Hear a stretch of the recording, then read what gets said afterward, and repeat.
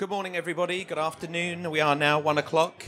We're going to talk for the next sort of 20 minutes or so about a technology which is powering an absolute revolution in the business of information. There's going to be some words in there you'll have probably recognized. We're going to hopefully understand those a bit more between now and the end of the session. But before we talk about what blockchain is and what blockchain actually does, I want to ask you a bit of a question, something you can pose in your own mind, and that is, what is actually valuable to you personally? Obviously, we have friends and family and so on, but outside that, what physical things are actually valuable to you? We might think about the money that we earn and try and save, things like the title documents to our car or our home or something like that. All of these is a piece of information which are very valuable and we have to look after. And there's lots of traditional methods of doing that, from the simple filing case to the bank vault to all things like that, but most are corruptible in some way or form. And there's not a week goes past that we don't see stories of hacking of various subsystems that we all use that we have to now worry about. Blockchain is going to change a lot of that, a lot of the way that we store things that are valuable. Also, it comes down to a question of now who we trust. When we're choosing those storage methods, one of the fundamental questions is, who do we trust with our valuables? Information, gold, money, and so on. These are all things we can have to be concerned about on a daily basis. How do we establish trust? Now, it used to be, going back in the years, that we tended to trust people like big banks and corporations. We would give the bank our money to look after. Back in the early days of money, it would be gold or gold coins, and we wouldn't want to carry them around all the time, so we would put them in the bank. Nowadays, actually, things are changing. Some of the studies we're seeing about trust in the recent years are saying we're no longer quite so trusting as individuals in the banks and the large corporations. I guess we can see that with concerns about privacy, with the economic crash caused by the banking meltdown in 2008. Our opinions are changing. When you think about who you trust now, actually we're much, much more ready to trust people who we see to be like ourselves. Now, if you extrapolate that out a bit, think about something like Facebook Marketplace. When online trading first started of used goods with eBay back in the day, many years ago now, eBay needed to put in very robust systems to protect the buyers and sellers, because this was something we weren't used to. We were trading with people at a distance we hadn't met, and there was a trust problem. eBay supplied that trust governance. Nowadays, when you look at Facebook Marketplace, there is no such governance in the background. People are now willing to send money electronically in expectation of goods or services to be returned. We're much more likely to trust people who we see as like ourselves than the banks and corporations. Now, this gives us an indicator of how that there is an issue here that perhaps technology can solve for us. Just a little bit about me, just to sort of put some context to my the talk here. By day, I'm a web developer, a server-side programmer. I'm a senior instructor, and more recently, in the last sort of year or two, I've been involved in something in a small way called crypto mining. And this is all powered by the blockchain technology, which we're going to discuss. Having said that, I am not an expert. Blockchain is a very new technology. It's difficult to find true experts, actually. You will find one set of experts that say thing A, and in the next 5 minutes say another set of experts that say thing B. This is a very, very fast emerging piece of technology. And second of all, anything we mention here, I am not a financial advisor. So it's your choice what you do with this information. Don't come back and blame me. Okay, let's think about trading. One of the things that we do all of the time is trade the money that we earn for things that we need within our life. Now, thinking back right to the evolution of time, the most important thing was, of course, food. Without food, we can't really survive. How do we protect that food? Well, we tried to be as strong as possible. The strongest of the fittest win the battle. If you were stronger than the next guy, you didn't have food, but they did, well, you just went and beat them up until you got their food back. Now, this becomes a problem when you have other assets. Okay, food is important, but what about shiny things like gold? When rare elements and things came into your possession, well, we didn't want to carry them around. Also, if you've got a lot of an asset, sometimes it's just surely impractical to carry these things around. So Then comes the banks, somewhere we can take our valuables, we can store these things, money, gold, jewelry, precious paintings, all of that kind of stuff. We put them in the bank, of course. And they became the trustworthy third party if we were passing assets between ourselves and other individuals. We would pay the money into the bank, and somewhere else there would be the other individual taking the money out of the bank. That's how we move things around. Now, nowadays, we have other third-party marketplaces that are giving us that trust, the intermediary. For example, Amazon, classic case, lots of very small sellers on the marketplace, lots of customers like ourselves, and Amazon and eBay sitting in the middle to guarantee those transactions. So those people have been there on the online world to help us mitigate those transactions. Let's just talk about money for a second, because of course money is the one asset that we all have in common and we're probably all seeking. Now, money, what you see here, this is an English £5 note, of course. We all carry this and believe it has value. Actually, it has no value whatsoever. What we're seeing here is something really interesting. If you look in the detail, it actually says, I promise to pay the bearer, the person with the money, £5. It's not actually anything of value in reality. It's an IOU note. Now, it just happens that these IOU notes that are issued by the bank as a practical alternative to carrying gold coins around are exchangeable because socially we've decided they are. You walk into a shop in the UK and hand one in and there's never any question that you can exchange this for goods and services. So what we're dealing with here is not real physical money. It's actually just a promise to settle up at some point in the future. Now, to do this, we, of course, go into the bank. We put the money into the bank. What does the bank then do with it? Well, typically, the bank will take that money and then lend it to somebody else. While the money is sitting in the bank in a simple form, it's not earning anything. The bank has to do something with that money to earn their own cash. So they lend it out to somebody else. Something I'm sure we're all very familiar with this. Actually, of course, unless you happen to be banking at the same branch as the person that we're talking to at either end of this chain, there isn't just one bank in there. There are many, many banks. One bank lends to another bank, lends to another bank, lends to another bank. And this system of loaning money actually leads to a fallacy, an untruth.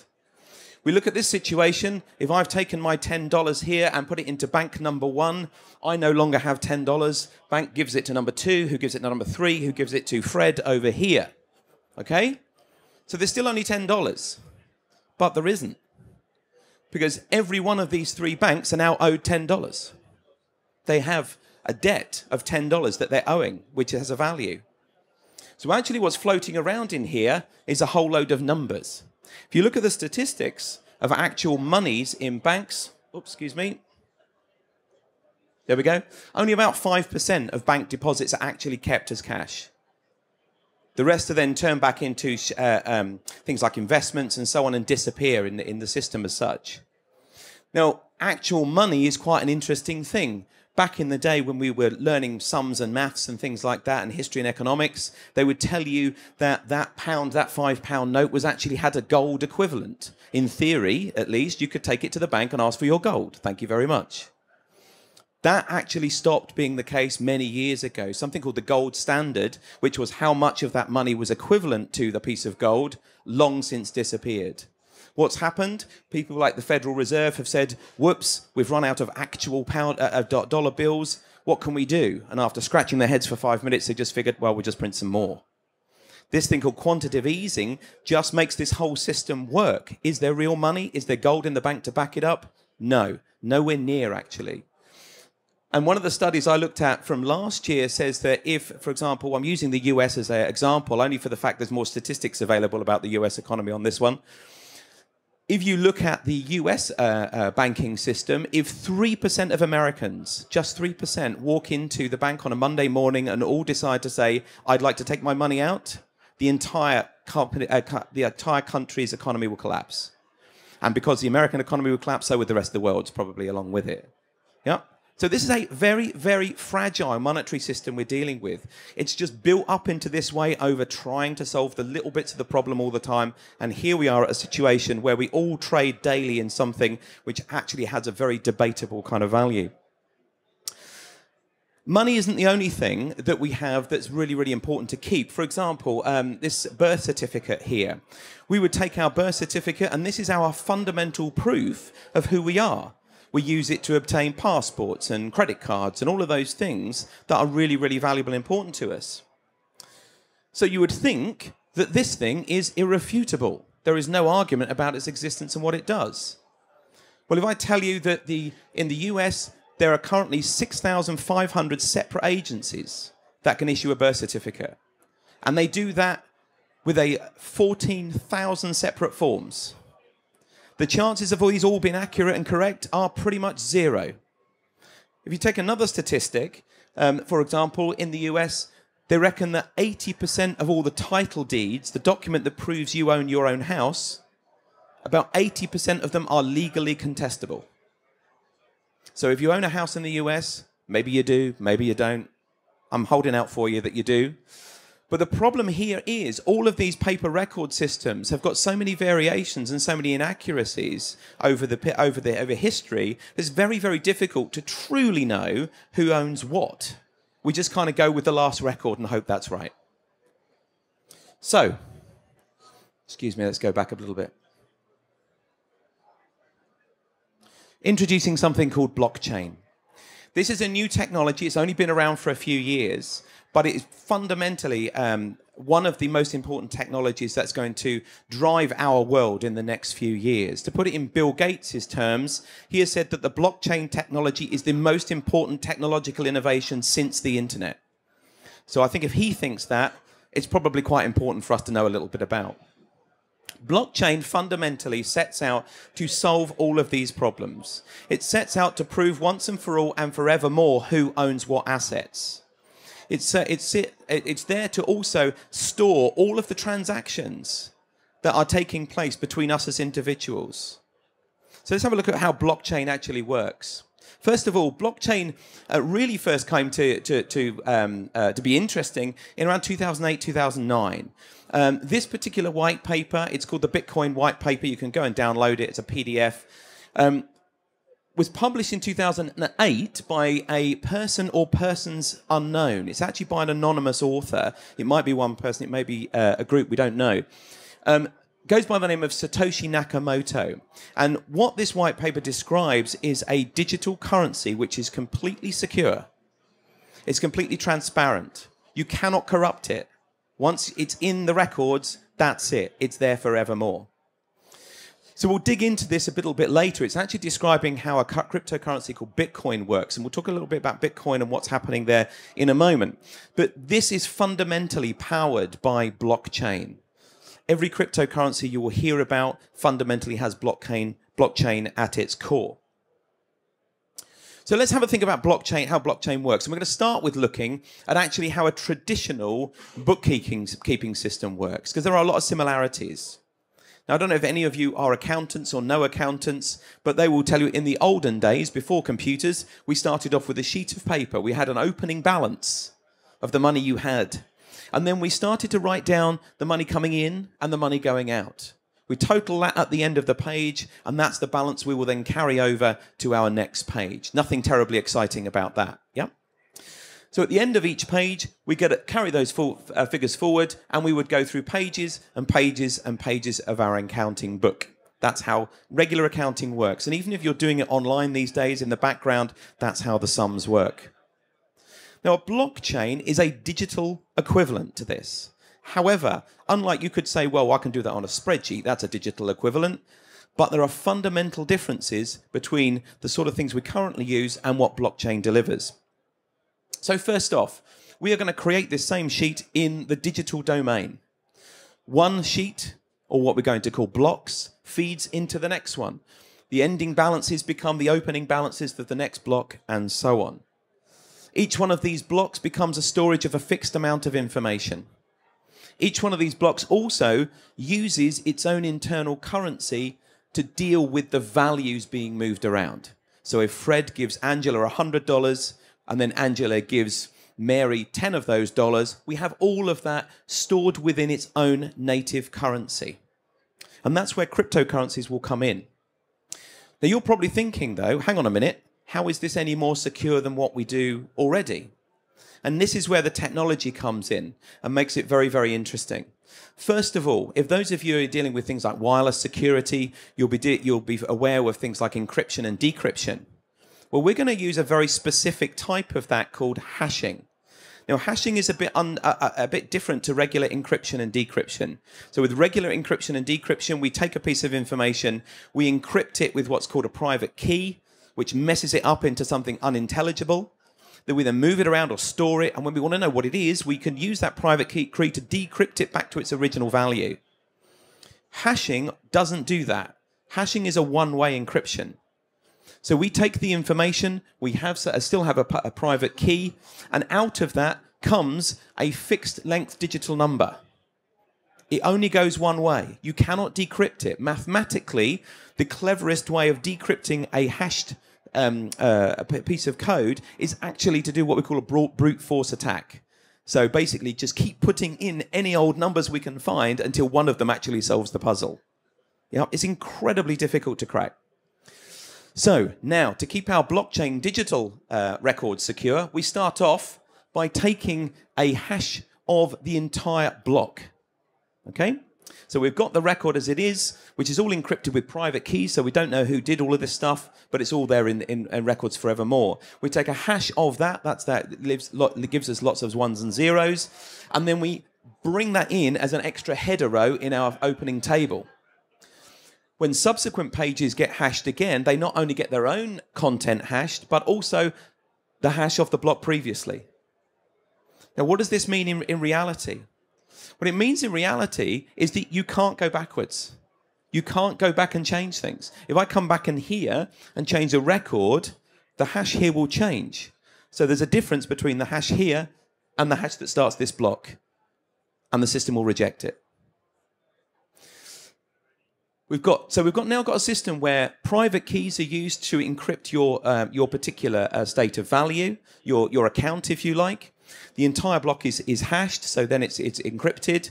And all of these are dependent on the prior blocks. If you want to go and change something, you literally must change this new hash, change this one, this one, this one. And there are, of course, billions and billions of blocks in the chain.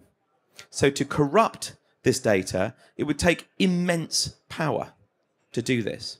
We also build in now another trick. Because the whole network is working with these blocks, all of the same copies, you would actually have to take control of 51% of the entire system to get an advantage to be able to change everything. But they've solved that as well. You cannot change this block and then that block and then that block and that block. To be able to put a change on the network to change this block, you must also do something called proof of work. Now, proof of work is basically they give you an incredibly difficult maths problem and you have to solve it.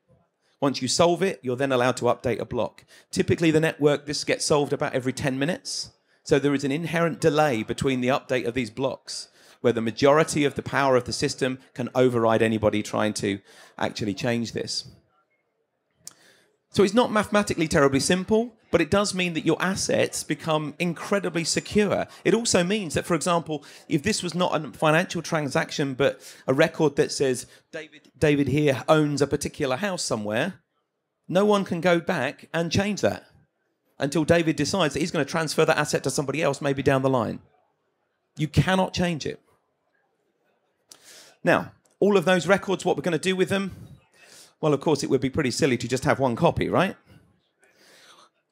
Once the blocks are updated, that block update goes out to the entire network of the block, for example, the blockchain system, for example, Bitcoin or Ethereum or one of those systems. So you look at this and you think, okay, well, that's quite a lot of computers. All of those hold the same records. Okay, all of them are working to maintain your records. Millions and millions and millions of machines are doing this right across the globe. It also means that there's always a local copy, and it means it's decentralized. No one person, corporation, or government can own it. It's spread right across the world. So it doesn't matter what your political bent or any other kind of inclination is to change it, no one organization can change it. What does this all look like? Well, they're kind of like this. These are crypto miners. This is something similar to the one I have, which is a relatively modest one. There are companies who have thousands and thousands and thousands of these. You have to ask yourself now, why? Why would I, as a company, invest in all this technology and do this? It's not just for the good of humanity. Well, the beauty is, as we've said, each of these blockchains have their own currency. The most probably well-known one being, of course, Bitcoin. When you do the work to solve the puzzle, to update the system, the blockchain pays you back in its own internal currency. So you start to gain value. And it's in that value, of course, that all of the current news stories about Bitcoin is actually based. So, of course, if they're investing in all of these machines, and there's two things you need to worry about if you want to build one of these things, by the way. One, they run on graphics cards. Graphics cards, or GPUs for the technical fans here, much, much better, as it turns out, at doing processes which require lots and lots and lots of exactly the same calculation. They're far better at it than a regular CPU. Now, this is really interesting because actually GPUs are being used for a lot of technology now. Blockchain technologies is one of them. Out at CES this year, they were absolutely everywhere in the field of autonomous vehicles because the calculations you're looking at to calculate if there's a threat around your vehicle or something you need to divert around, all are using GPUs. So these GPUs are now going through the roof in terms of price because everybody's tried to get hold of them. So that's a very simple one. The next major problem here is actually your electricity bill. These things are not hugely efficient. They produce a lot of heat, which is great if you want to heat your home at the same time. However, they are going to consume quite a lot of electricity. And that's one of the standard things you have to look at to see if you're going to make a profit with blockchain as a miner, is actually, can I run this thing, buy the stuff, power it up through my electricity bill and still make some money at the end? Okay? So it's a really interesting kind of thing to be in. We're seeing these kind of mining farms being put in places like Iceland, where they don't worry too much about heat. They've got plenty of free cold air to come in and cool these things down.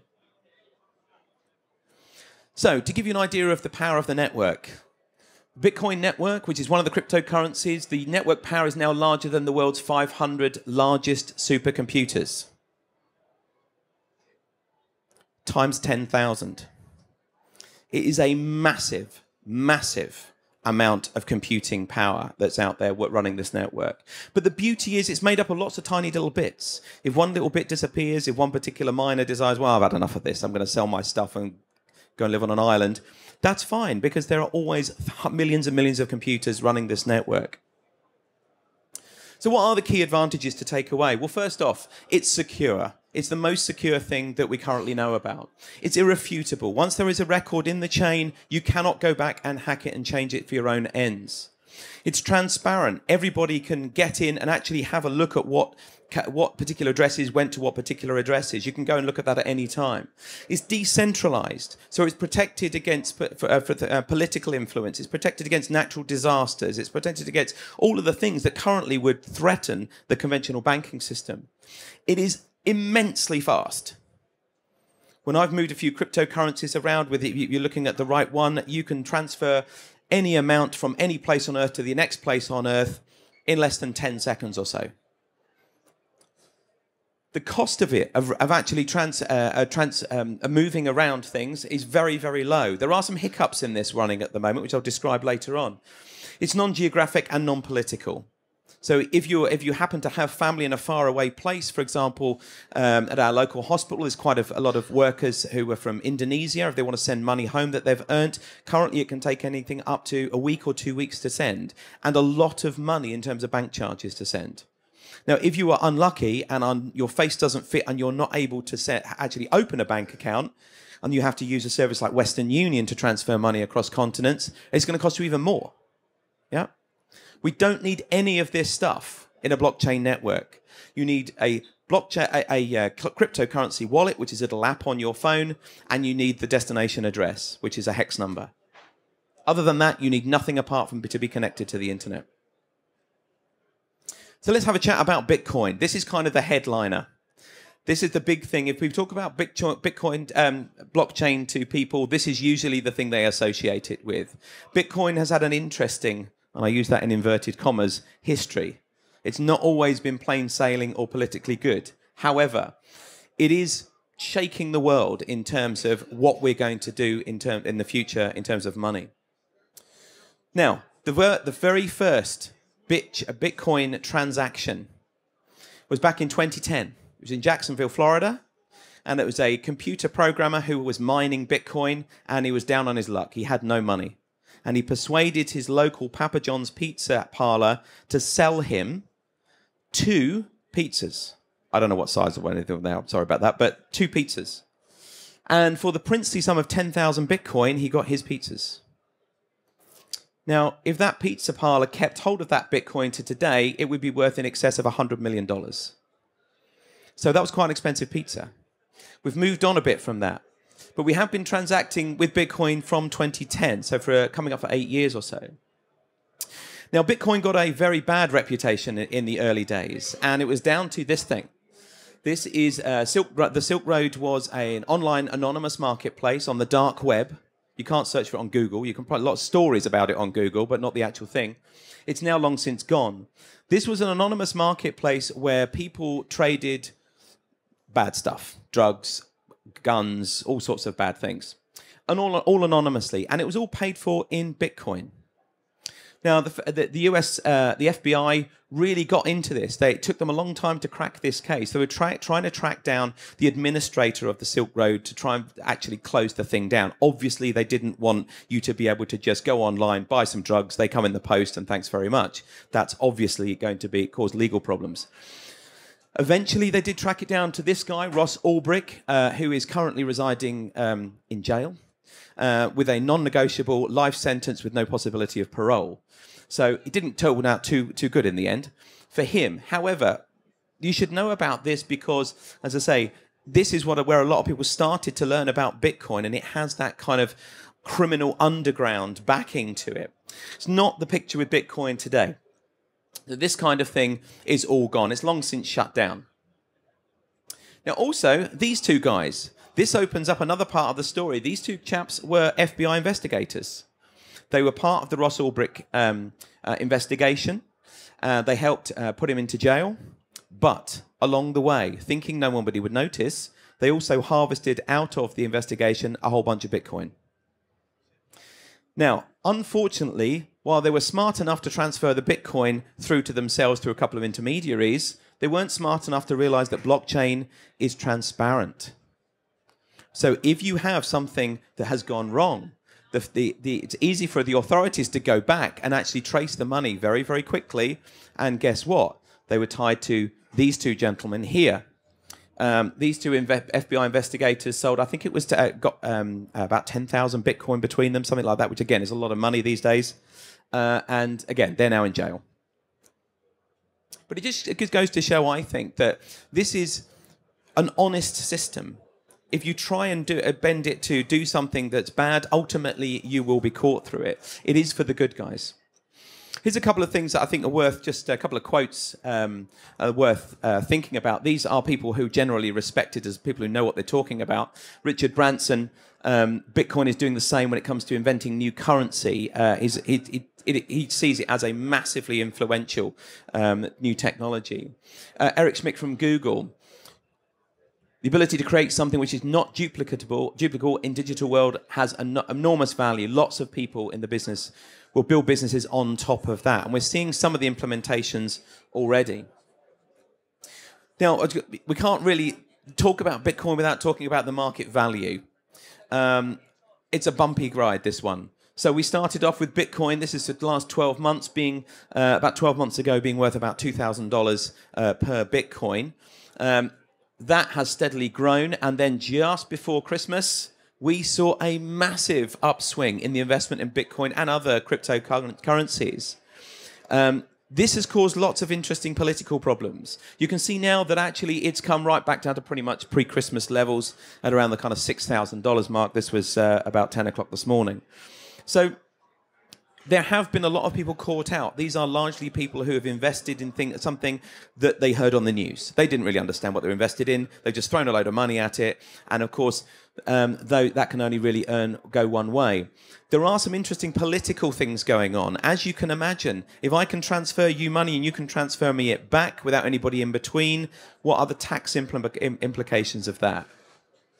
Governments are getting really, really interested in cryptocurrencies and what this means. You can earn cryptocurrency, you can spend cryptocurrency. I even saw a story just recently of the first strip bar in Las Vegas that accepts Bitcoin. So you really can buy pretty much anything with it. Obviously, governments don't want that to happen. They don't want a system where you can earn and spend money without being able to tax it. So there have been a lot of scare stories come out about what they might do about it. And probably the most important one in around about the Christmas period, which was kind of about here, coincidentally, was that the South Korean government were going to ban all cryptocurrencies. That wasn't what they said at all, as it turned out. What they said was, if you're going to own a cryptocurrency as a South Korean resident, we want you to register your real name and identity against that purchase. And that's obviously for taxation reasons. So governments are really, really shaky. We saw just at the beginning of this week, the UK bank Lloyds Bank, you probably know, from next Monday have banned people from using their Lloyds credit card to buy cryptocurrencies. They're so afraid that people will invest because it's the hot topic right now and then lose all their money and not be able to pay back their credit cards, which is ironic when you think that they actually caused the upswing in this technology in the first place by the banks crashing. There are alternatives to Bitcoin, and some of them bring really, really cool new things. Bitcoin is the daddy, that's the one that started it all, but like most technologies, it's not usually the very first one that really becomes kind of hot in the end. If you think about how difficult the first cars were to drive, this is kind of the first cars, if you like. We're now seeing some massively important and influential technologies coming off of that. Number 2 and 3, if you like, Ethereum, I think is actually a really, really interesting one for reasons I'll talk about in a moment. Has something inbuilt to it called smart contracts, which is another piece of technology along with the value, which I think we're going to see a lot of use for. There's also another one called Ripple. This is the number 3, and this differentiates in a couple of ways. First of all, Ripple has not been designed to be a currency in itself. It has been designed to be an intermediary to move money across the planet. So the theory with Ripple is that you would still use your pounds, euros, dollars, whatever is your local currency. You would then, when you wanted to send money abroad, you would take that and the bank would convert it to Ripple currency. It would instantly spew out on the other country you're sending it to and be converted to the local currency.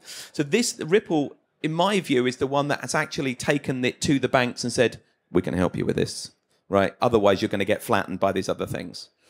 So this one is really interesting, I think, and so is Ethereum, which is the number 2 to Bitcoin at the moment in terms of value. Now, I should say that one of the things that goes along with these particular currencies is inherent value due to rarity or scarcity. For example, Bitcoin has a total number of coins that will ever be issued. And that number that is issued decreases every few years. So it's increasingly scarce, and therefore, just like gold, it will bring inherent value in the past. And most of the other cryptocurrencies work the same way. I get asked quite a lot, how big is this really? Well, we've looked at the market for Bitcoin. If I tell you that there are currently around 1,200 different cryptocurrencies, all of which has kind of specific applications. One of them to watch out for in our space, I think, is one called MIOTA, M-I-O-T-A, and the IoT is for Internet of Things. This is a crypto and blockchain technology which is designed to help out with transacting things between IoT devices. So that's maybe one to look out for too. Smart contracts, I do think, is worth a thought, though. I mentioned this is something that the Ethereum cryptocurrency gives us. If you can imagine, for anybody here invest in Kickstarter from time to time, maybe. Well, what we're doing with the Kickstarter is quite interesting because, of course, we give money to Kickstarter on the basis that if enough people do that, they're going to spew out some money to the people developing whatever product it is that's being built. So Kickstarter have to immediately sit in the middle of there, and of course they take their cut of the money. With smart contracts, we don't need that. A smart contract is an if this, then that situation. We put money into the chain for it, and that goes into a certain address in the chain. If that address in the chain reaches a predetermined point, that money spews out of the chain into the developer of the product. There is no middleman. Now, if you think of the repercussions for that, of what we might be able to do in terms of just everyday things like cash on delivery. If I get a signature, if the UPS man gets my signature on the thing, then it'll immediately take the money out of my bank. I don't have to send it to somebody for a few days who I don't know and I don't trust probably, and they just hope that they send me the thing I've bought. This can be automated. And this brings us to the kind of evolutionary sector that they're talking about. We had physical money. We had gold. Then we had pieces of paper that pretended to be gold for the meantime until we got to the bank next time. The banknotes we still use. That was hardware money. We then moved into digital money. Our banks, I don't know how about you, but I don't carry much cash anymore. I don't know many people that do carry cash. You know, when you can wave a card in front of a little kiosk and it transfers the money for you, why would you bother? That's the digital money. But now we're moving into a phase of what we might call programmable money. We can program certain conditions. We've been seeing a lot at CES this year about autonomous vehicles. So what if we took that one step further? What if we could put some assets, some value, some currency into the car? When the car needed new tyres, it could drive itself to get new tyres and pay on its own. All programmable money. When you go to have it serviced, when the engineer's finished and they turn off the little warning light for you, bingo, money transfers. All of which is programmable, automatic, and non-reversible. And that's all down to the way that the blockchain works. Okay, here's some other examples. I'm going to step back here so I can see this. Software licensing is something which is really quite an interesting subject within this space. We could have, quite simply, software license keys and ownership of those keys in the blockchain. It would then no longer matter if the company that issued them, maybe an installer or a middleman of some kind, stays in business or not. The record that you have that software license is irrefutable. It also means that software piracy would be vastly improved. Interbank transfers across between currencies using a middleman like the Ripple currency. Something which I think is fantastically interesting. They're talking about microtransactions. Now, at the moment, if you want to send 1/10 of 1 cent to somebody, you're not going to do that. It's too small. It's too cumbersome. It would cost you too much to do the bank transfer. So things like paying for the number of minutes you watch on your TV subscription are impractical. But how about this as a scenario? How about when you pay your premium TV subscription, they bill you every month for the amount of TV you watch? If they make terrible programs and you don't watch them very much, you don't have to pay for it. All of that becomes practical. We can develop that idea to things like paying tax on your car for the number of miles you drive. The places you actually go, one road might be charging more per mile than another. All of that is programmable. You just have to put in some money to your car at the beginning of a period, like a month or a year, and it will just spend that as it goes. How about an internet without adverts, where you actually pay for the time you use to fund that to get rid of the adverts?